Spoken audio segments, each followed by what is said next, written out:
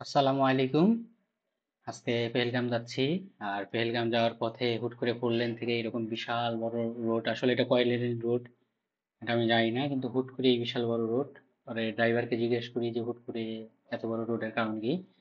Driver জানাইলো এটা হলো যদি কাশ্মীরে কোনো জরুরি অবস্থা হয় বা যুদ্ধ পরিস্থিতি হয় তখন এমার্জেন্সি এয়ারক্রাফট ল্যান্ড করার জন্য এটা প্রায় কয়েক কিলোমিটার লম্বা এরকম বিশাল প্রস্থ রোড, এমার্জেন্সি এয়ারক্রাফট বা হেলিকপ্টার যেন ল্যান্ড করতে পারে। দেখে বিস্মিত হলাম আসলে।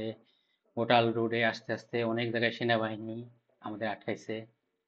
এই হুট করেই অনেকগুলো গাড়ি আটকায় রাখে, মন চাইলে তারা আবার ছেড়ে দেয়। আসলে এটা ওদের নিয়ন্ত্রণ করার জন্যই এগুলো করে। আমাদের সেনাবাহিনী এই ফাঁকা রোডে রোডে দাঁড়িয়ে এদের কঠোর হস্তে দমন করে আসলে।